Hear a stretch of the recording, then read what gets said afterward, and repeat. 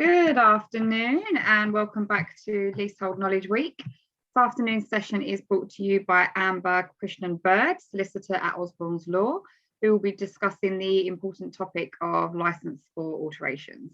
Again, I would like to thank all of our leasehold sponsors, our headline sponsor, FR Consultants, and event sponsors, Foresight Consulting, BBIS Heating, Beehive Block Management, Fixflow, Future Group, JM2 Group, MRI Software, PropRec, Present It, Realty Law, Tetra Consulting, and TNA Building Services. If you have any questions throughout the webinar, please put them in the Q&A box at the bottom of your screen, and we will try to get through as many as possible at the end.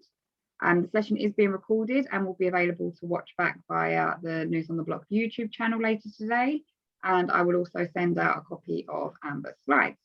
And that's it for now. I will now hand you over to Amber to begin the session.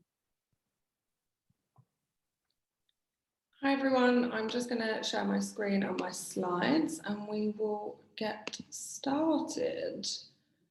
So I'm hoping everyone can see that and everyone can hear me. My name's, as Vicky said, is Amber Bird, and I work here as a solicitor at Osborne's Law. Today I'm going to be hosting a session on licence for alterations, or some people call them licences to alter. They're the same thing.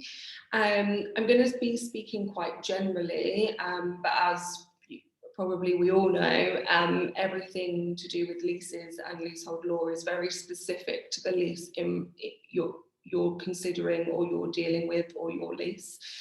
So whilst I speak quite generally, you always need to look at the lease that look at your lease first. I'm going to try and keep the whole session as practical as possible. Try not to be too theoretical or use loads of case law. Just try and keep it as practical and as useful as I possibly can. As I said, I'm going to be speaking quite generally. If you've got any specific queries, I can try and answer them in the questions at the end, or you can also take my details, and please do feel free to contact me afterwards if it is really specific. So yeah, let's get started. I'm hopefully only going to be speaking for about half an hour, 35 minutes, which leaves lots of opportunity for questions at the end if there are any, or if not, the session might just run a little bit shorter. Didn't want to overload everyone. So this is what we're going to cover. We're going to cover what is a licence for alterations and why a leaseholder might need one or a freeholder require one. I'm going to run through some common examples of clauses in leases to do with alterations, so what you can be looking out for in leases that you're considering, and then talk about what you should be thinking about as a leaseholder before you carry out works, and what you should be considering as a freeholder before your leaseholder carries out works. And then, like I say, there'll be questions, a time for questions at the end. So, firstly, what is a licence for alterations? So there's a quite formal definition up there on the slide, but in essence, a licence for alterations is a legal contractual document that provides consent for works under the terms of the lease. And it will also, have lots of other clauses in it. So there'll be all the requirements of how a leaseholder has to carry out the works, how long they might have to carry out the works, and all those things. There'll be indemnity clauses. So it's much more involved, but in essence, what gives consent under the terms of a lease for a leaseholder to carry out works.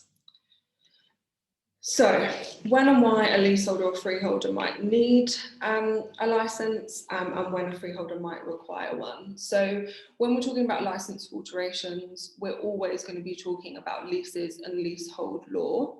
When you own the freehold, you're going to be dealing with, you own the bricks and mortar, so you can do whatever you want to the land.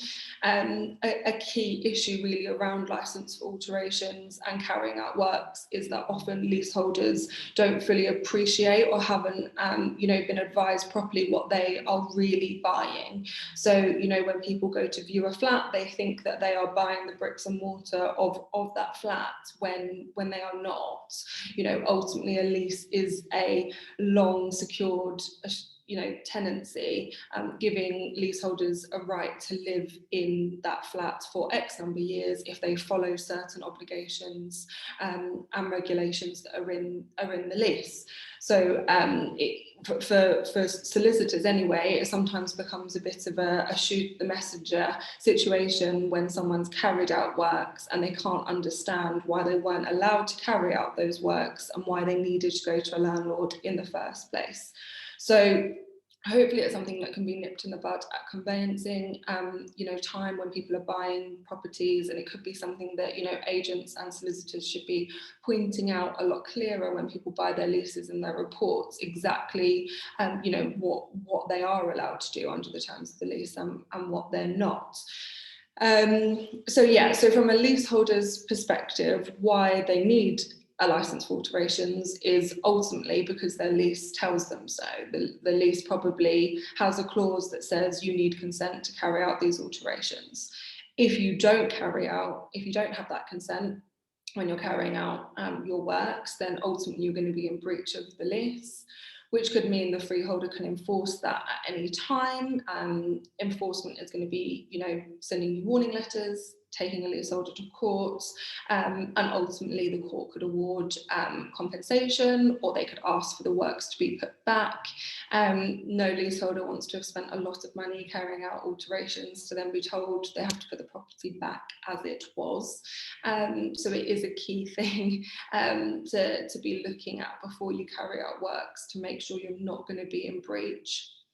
The other thing that in practice, why a breach is going to be, problematic for a leaseholder is that they're going to be very unlikely to sell their property if the lease is in breach. So it is something that needs to be resolved before you sell, because it's very likely to come up on sale and prolong your sale if you haven't been able to get consent under the lease, as you should have done. So that's the key reason when and why a leaseholder is going to need consent, and what it means if they don't get that consent. There's a couple of things I thought it might just be good to nip in a bud that leaseholders often say to me as to why they don't think that they need consent under the terms of their lease, which aren't, legally true. So it's a good thing just to flag these up, I think, at this point. So I've often had leaseholders come to me and say, my freeholder has said I've carried out works in breach of the lease. It wasn't me, it was the owner before me or two owners before me. I don't know what works were carried out, and surely I can't be held responsible for these. That isn't the case. A breach will normally exist until it's remedied. So just because you weren't the leaseholder that carried out the works doesn't mean that the breach ends on the ownership of another leaseholder. The breach is attached to the lease, and you now own the lease, and it's now your problem. So hopefully it is something that gets picked up on conveyancing, and you don't purchase a property, or a leaseholder doesn't purchase a property that has an existing breach. But if you have, it is still going to be your responsibility, or the leaseholder's responsibility, to resolve, and that's not a reason why you're not going to need a license for alterations just because it wasn't you who personally carried out the works that are in breach of the lease. Another comment that leaseholders often sometimes make about licenses for alterations is in a circumstance where they own their leasehold flat and then they also have a share of freehold, and they say, oh, well, I am a share of freehold owner, I am a co-freeholder, so I didn't need to give myself consent to carry out those works. I was able to carry out those alterations to my flat. legally, the freehold and the leaseholder flat remain separate, even if you do have a share of freehold, and the terms of the lease still remain. So whilst it should be much easier for you to give consent either as freeholder or to get consent from your co-freeholders, it is still a requirement, and it isn't the case that you can just say, well, I'm a co-freeholder, so I don't need to give myself consent under the lease. If it's a term of the lease, it still applies, and you do still need to get consent from the freeholder.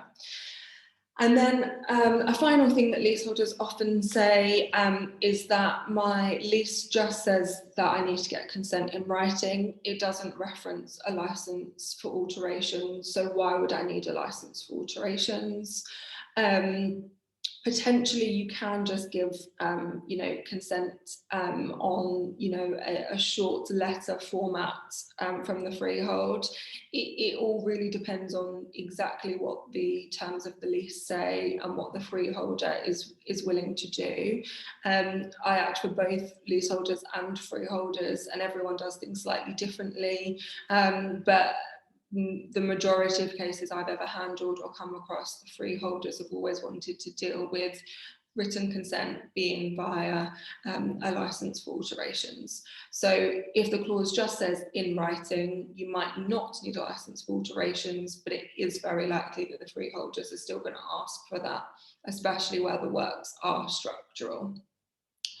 So that covers most of the background, I think, from a leaseholder's perspective.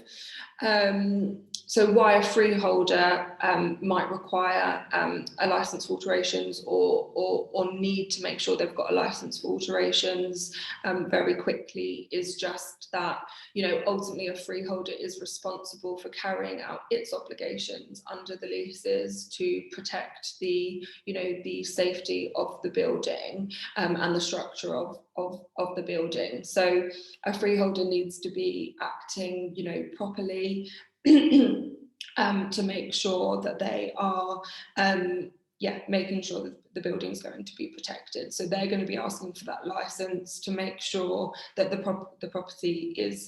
building is properly looked after and protected and indemnified in terms of the works that the leaseholders are going to carry out. I mean, that, leaseholders often sometimes get frustrated with the license for alterations. They see it as a further hurdle and a legal cost that they don't necessarily want to meet. But it's important to see it from the perspective of the whole building and how you would feel if another leaseholder or one of the other leaseholders was carrying out works. And ultimately, if you live on the middle or top floor flat and the flat below you carries out works, they were structural works, they weren't carried out properly, the leaseholder just decided to knock a wall down, and then the whole building is going to start to cave in. You can see why it's important that the works are carried out properly with the right consent and the right consideration.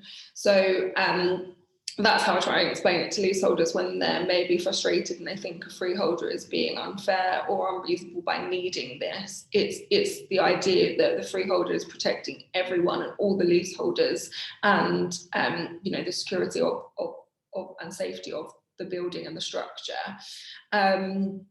Also, in terms of license for alterations, again, lots of leaseholders, I think, have a perspective that this document is all for the benefit of the freeholders and isn't a benefit to them. And again, like I say, I act for both leaseholders and freeholders, and I try to spend a lot of time explaining to both parties why the document's important from their point of view. So yes, from a freeholder's point of view, it sets out a license form, it sets out very clearly exactly what works can be carried out. There'll be plans attached, schedules for works, structural calculations, so they can ensure that they did only consent to X works and other works can't be done without their consent. There'll also be an indemnity so that if any other damage or anything is done, that the leaseholder is going to be responsible for that, and the leaseholder is responsible for using good materials and good workmanship, etc. But from a leaseholder's point of view, a license is also good because obviously it very clearly details that they did get consent, they're not in breach of their lease, they got the consent they required, and that on sale they can provide that. But also there's, you know, you can attach things like schedules of conditions of the other flats, so other leaseholders can't blame, you know, any potential cracks or anything that appear on you or your works. A freeholder can't backtrack at any point, they can't retract the license document. So it is beneficial to both parties involved, and it is an important document for protecting all parties legally and otherwise, really. So let's look at some common examples of clauses that you might find in a lease. So this is a clause we would call an absolute prohibition, and I will read it out, but obviously it is on the screen. So not to make any external or structural alteration or addition to the property, or make any opening in any boundary of the property, or cut or make any structural parts of the building. So I've taken this from a lease that I've seen and I've dealt with. So yeah, this is absolute. This means that a leaseholder cannot make any external or structural alterations, and that is it. That is final. Again, this is a clear thing that a leaseholder should be pointed out to a leaseholder when they buy the property, so they don't have any any surprises later on, that they can't carry out these grand extension plans that they had because although freeholders can come to voluntary agreements to allow you to carry out works, even though they are, even though they would be something that would be covered by the absolute prohibition, you can't legally force a freeholder to come to any voluntary agreement with you, and if they say no, they are legally entitled to say no, and there'll be nothing a leaseholder can really do about that. I will also touch on it later, but there is also some complication now around freeholders coming to voluntary agreements for works that go against an absolute prohibition. So yeah, basically this is an example of an absolute prohibition where nothing can be done. A license wouldn't be involved because ultimately the works can't happen, and a freeholder is well within their legal rights to say no, you can't do those structural alterations. Then you'll come across lots of qualified prohibitions in leases to do with alterations. So again, it's on the screen, but I'll just read it out. Not to make any internal, non-structural alteration or addition to the property, or alteration to the plan, design or elevation of the property without the prior written consent of the landlord, such consent not to be unreasonably withheld or delayed. So here, this is only talking about non-structural alterations, but this leaseholder with this lease could carry out internal non-structural alterations.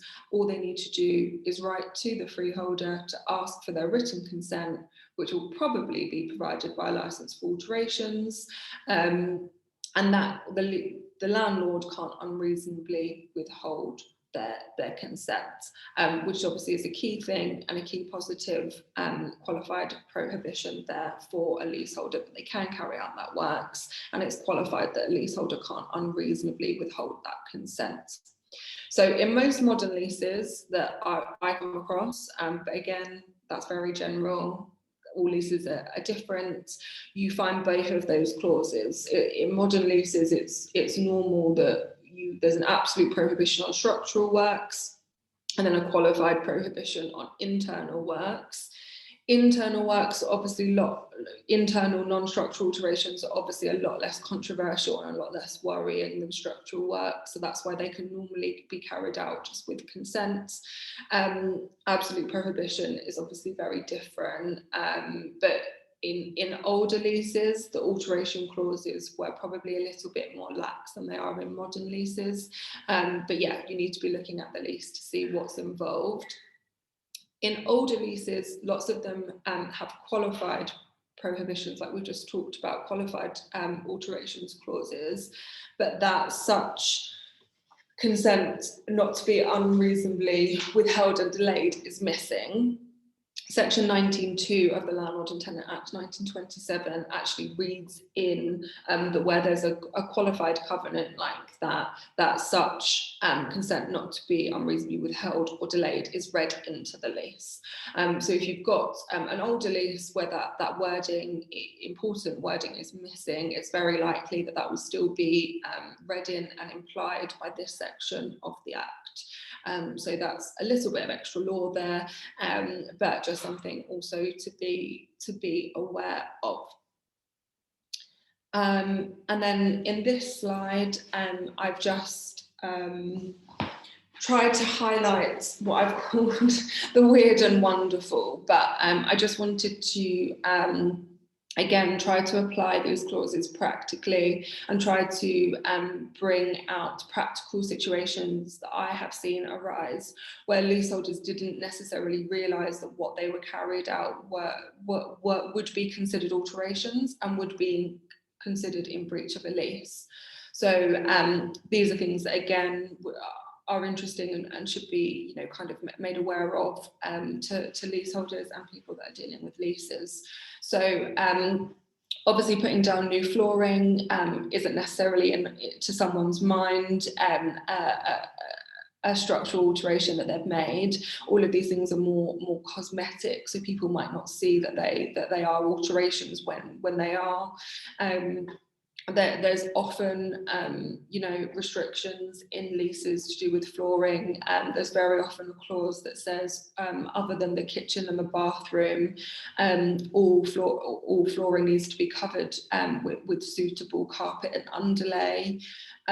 Obviously, at the moment, that's not really everyone's interior design. Most people want, you know, wooden flooring, and again, it's a thing that comes up time and again on sales, where leaseholders have changed their flooring without getting a freeholder's consent, and they are in breach of the lease. So flooring is a key thing to be looking at when it comes to our leaseholders in breach of the lease for what they've done. Here was the last. This is very unusual, but I have seen it, and so it's something again to be aware of and to be looking at your lease. It's very unusual, but I had a case where a lease said you couldn't make any alterations to the landlord's fixtures and fittings. Arguably, the landlord's fixtures and fittings would include any kitchen or bathroom that was installed at the time and was in place at the time the lease was granted. So I had a leaseholder who had put in a new kitchen, they hadn't got consent, and they were considered in breach of the lease and had to pay compensation to their landlord for putting a new kitchen in. Like I say, it's not very common. I don't think I've seen it again since then, but it is something to be aware of, that even those cosmetic things that normally wouldn't be considered, you know, to your mind, an alteration or something that the landlord would be bothered about, you could be in breach of your lease, and there could be a payment due if you breach that lease. So yeah, another thing just to be aware of, a unique circumstance, but I'm sure it does. That's not the only lease that's ever going to apply to. Also, we have alterations to windows. So windows are not normally within the demise of a flat. That's not always the case, but often windows and front doors are not demised to the flat. The reason being that if you've got, you know, a lovely red brick building with, you know, original windows, you don't really want a leaseholder coming in and being able to just put in whatever windows they like, and then making the outside of the building, you know, look not right. Also, quite often with windows, you do sometimes have to cut into the brick to widen them or widen the lintel, etc. And that would be considered structural.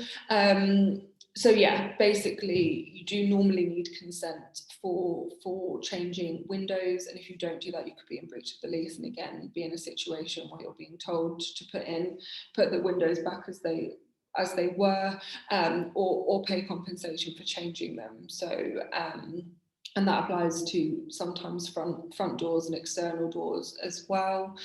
So before you or your clients or leaseholders are putting in new windows or front doors, something they should be thinking about. There's also something that needs to be thought about when it comes to any alterations that you're carrying out. Again, they might not be structural, but when you're putting in a new kitchen or a new bathroom, you might be changing connections into communal services, piping, cables, sewage, drainage, etc. Anything where you're going to be, going outside of your demise, anything that isn't within the demise of the flat, is going to be something that you're not going to be able to do without consent and agreement. So yeah, even though you might think you're very simply, or your leaseholder is just very simply moving a sink, if that has a knock-on effect to common services, you need to be speaking to your freeholder about that and potentially getting consent. Often when people put in new heating systems or new gas systems, etc., you might need to be making cuts for new flues or new pipage out of external walls. Again, that's going to be structural, that needs consent. And another case I had that I thought was an interesting one to flag is that most of the time, again, speaking very generally, you need to look at the lease, but a lot of the time, the demise of the flat ends on the plaster attached to the ceiling. And I had a client that wanted to put spotlights in, and to be able to put those spotlights in, they needed to go into the room between their ceiling and the leaseholders above's floor. That space was not demised to them, that's outside of their space, and potentially they would have been encroaching on land, space, air that was not theirs in order to put those spotlights in and put new cabling in.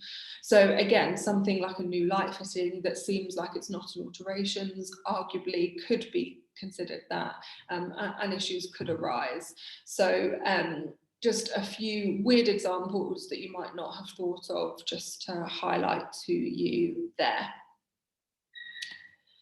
So just take a sec. Main considerations for a leaseholder before they carry out works. So again, trying to keep it really practically minded. What do I need to be thinking about if I'm a leaseholder and I'm about to carry out my works? The main thing you need to be thinking about, firstly and foremostly, is the area that you or your client are wanting to extend into or alter within the demise of the flat. So when we're talking about the demise of the flat, we're talking about what the flat owns. It's normally the area edged red on your lease plan. So, for example, lots of the alterations I see are, external single-story extensions into a garden. Most of the time, the whole garden area is demised edged red to that flat, and therefore they would be extending into an area that is demised to them. Then you have to look at the alterations clause to see what requirements there are for written consent, etc., or an absolute prohibition. But the first thing to always consider is, am I even trying to alter something that is demised to me? For example, I see a whole host of problems when top floor flats have converted loft spaces above them without being demised that area. They can sometimes consider and conceive from their point of view that no one else has access to that loft space. They have a hatch. Why wouldn't they be able to convert it and use it? But again, they then convert the loft. They didn't own it, and on sale they're trying to get retrospective consent, and they're also having to pay large premiums for areas that they didn't own, because they're then having to buy those areas retrospectively. So it's a key thing to make sure that you own the the land, the area that you're trying to extend into or alter. Because yeah, that's mainly only applicable when it comes to loft extensions. Even if you own the loft, you probably don't own the airspace required for any dormer extension if that's what you need. But yeah, you first need to be checking that actually what you're doing is within your demise, and then look at the alterations clause. If it isn't within your demise, you need to be talking to the freeholder about whether you can purchase that area through a deed of variation. And then you're going to be looking for a license for alterations as well. So that's a key thing to consider. So once you've assessed whether you actually own it, then you're going to be looking at whether you need the consent of your freeholder at all, via a license for alterations or any other kind of written consent, and then getting in contact with them and applying to carry out your works. Just a practical point to mention that obviously you need to be building into your alterations budget, therefore your legal costs for being represented and the freeholder's legal costs for being represented. They aren't always, but still quite likely that they might want to take advice. If we're talking about structural works, or there's concern about whether the wall, you're saying the wall is non-structural but a freeholder doesn't know, the freeholder is going to be within their, their proper, it's going to be fair and reasonable for a freeholder to be able to have a surveyor come round, and that's going to be recoverable from the leaseholder. That's going to be a leaseholder cost as well. So something to build into your cost before you decide to go ahead with your alterations or not. Also, another point that comes up with leaseholders is that they sometimes say, oh, well, I had planning permission, so that's all I needed. So when it comes to alterations, there's various consents that you need in law, and consent under your lease is just one of them. You also might need planning permission or building regulation sign off. You also might need, if we're talking about works where ceilings or sidewalls are involved, Party Wall Act awards. So there's various consents you might need, and they are all legally separate from each other. Having one does not mean that you didn't need the others, etc., etc. So again, you need to take potentially some advice as a leaseholder to check what consents you need, how many different lawyers you might need, or surveyors you might need, and make sure you've got all the legal consents, because yeah, one alone is not necessarily going to be enough. And then again, just as another practical side point, you also need to be thinking of anyone you might need to notify. So insurers, lenders, etc. Your mortgage terms probably highlight that you need their permission for consent or to notify them of alterations, etc. So you should be notifying everyone that you need to involved. So that's kind of it from a leaseholder's point of view, checking your lease and checking what other consents you might need, your costs involved, and who you might need to notify to make sure you're not in breach of any agreements you've got. So if you're a freeholder and you get approached by a leaseholder saying, I would like to carry out these works, are you okay with that? Will you just confirm by email, for example, that I can do all of this? That would be great, thanks. You need to be, taking probably legal and surveying advice. If you don't have to, obviously it's always your decision, but yeah, you really need to be getting someone who knows what they're doing to look over the lease and check that everything's being done properly, because ultimately as a freeholder, if everything isn't being done properly, you could be litigated against by the other leaseholders in the building for not carrying out your due diligence and your role as a freeholder or as a director of a freehold company, etc., properly. So yeah, be taking legal advice on whether you should have a license for alterations to make sure that's drawn up correctly and it's got all the right indemnities in it for you. And then you also need to be potentially looking at whether you need to get structural reports done. All of the freeholders' costs are going to be covered by a leaseholder. And normally freeholders know that anyway, but that's what we need to be considering. However, since 2020, there's something much bigger that freeholders need to be considering, and this is why you really should be taking legal advice to make sure you're not getting yourself in difficulties. Previously, with the absolute prohibition we were talking about earlier, where leaseholder, that there isn't a legal right for a leaseholder to carry out works in the lease, there's an absolute prohibition saying you cannot make any structural alterations.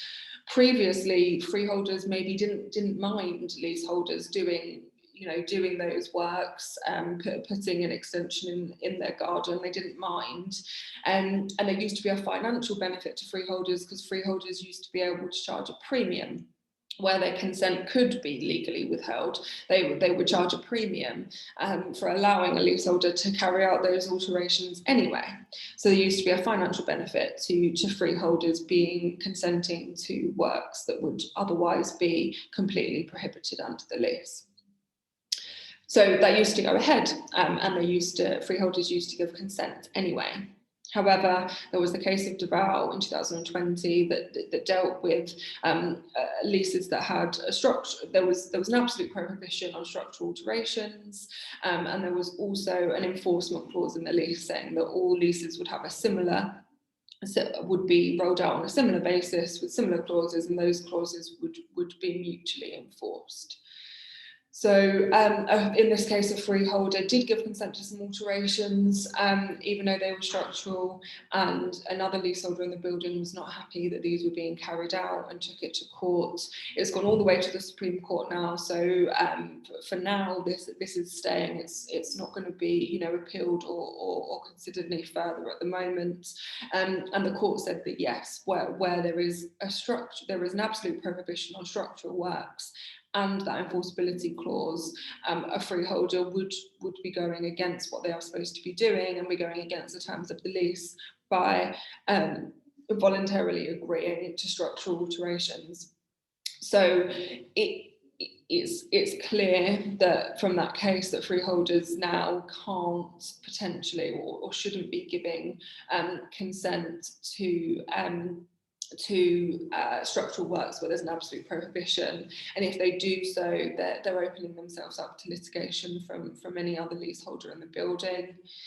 This case, I don't want to go on about it forever, but this case, we don't know whether it applies retrospectively or not. So there's a whole host of potentially cases which could now come up because of it.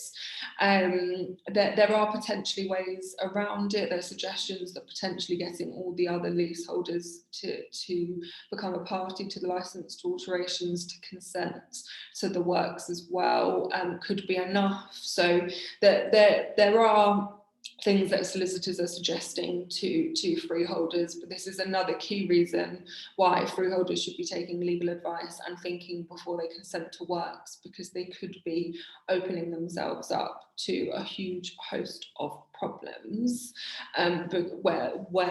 but this is all about where there is an absolute prohibition on alterations, and that's normally structural alterations. So just to end on it, if you've now been listening to me and now scared because you've carried out works and you don't have consent, or you think you might have got consent, or you're a freeholder who's become aware of works but not done anything to date and are now worried.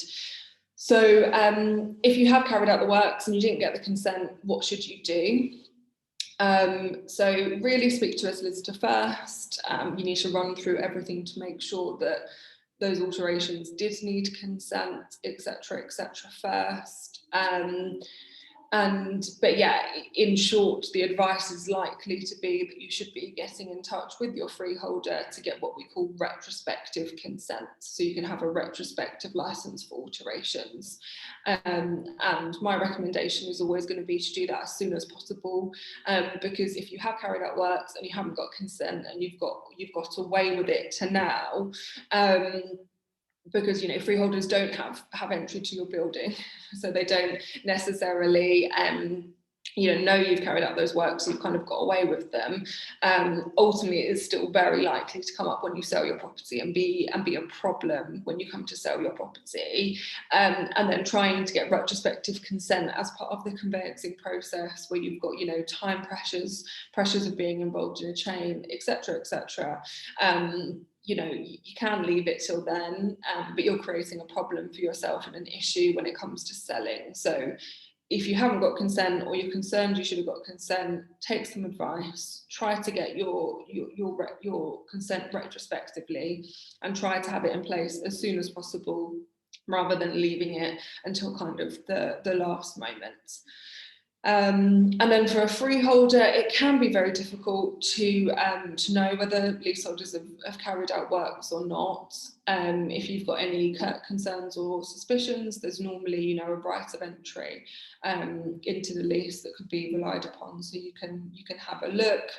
It is important to try and take action as soon as possible if you're a freeholder and you think works have been carried out, because you are probably potentially waiving some of your rights when it comes to the right to forfeit the lease if you've been collecting ground rent.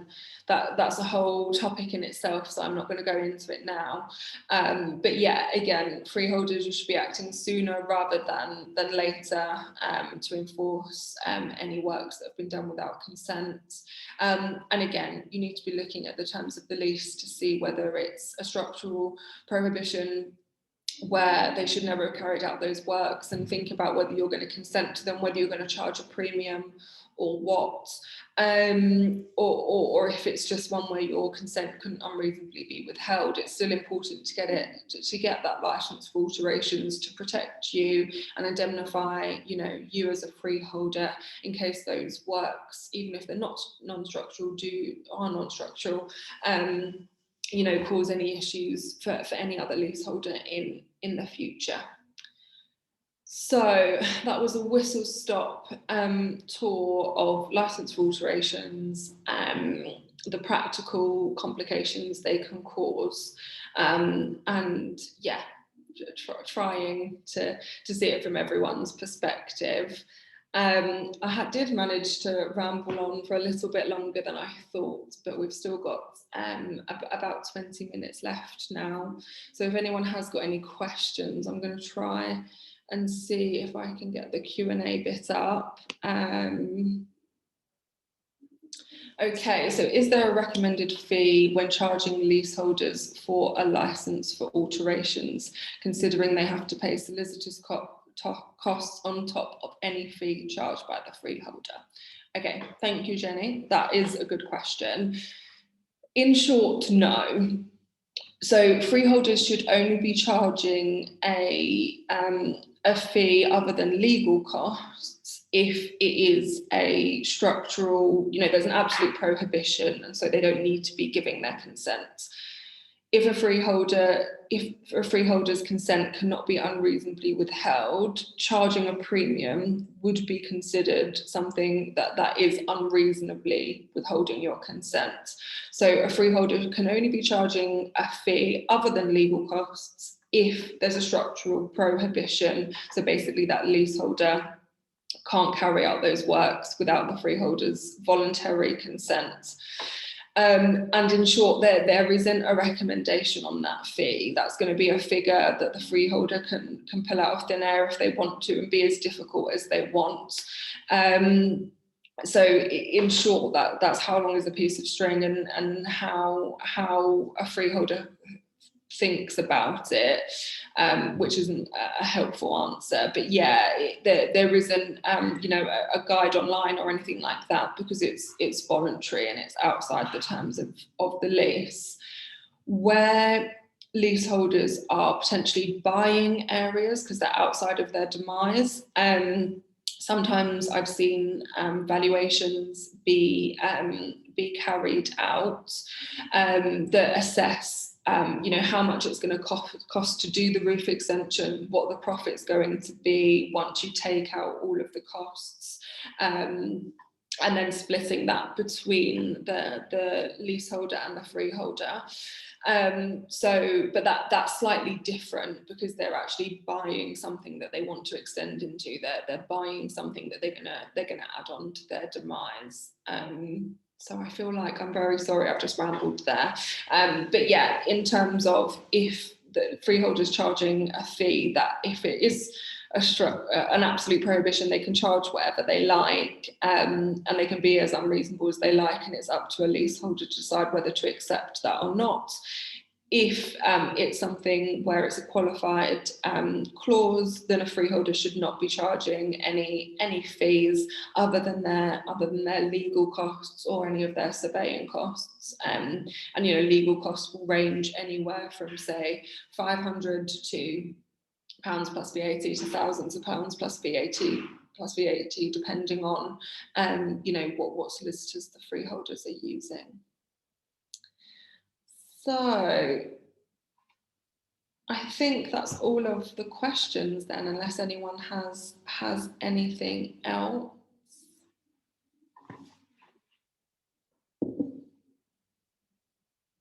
Great. Nothing else popping up yet. I think that's normally a good sign. That means you've covered everything. Yeah, or I made no sense what, absolutely, but I tried. Well, what I can do is I'm going to send out a copy of your slides anyway with the recording. So if there's any other questions that people come up with, I can pass them on to you. And then if you want to get back to people, anyone can always get in contact with me. I'm happy to help if I can. Yeah, okay, brilliant. Well, thank you so much, Amber, for your time today. Thank you everyone else for joining us. As I just mentioned, the recording will be sent out later today with a copy of the slides. And then I look forward to seeing everybody at the live conference tomorrow, and we'll be back with some more online sessions on Thursday and Friday if you would like to join us. So thanks again, Amber, and enjoy the rest of your day, everyone. Thanks, bye everyone. Okay, bye.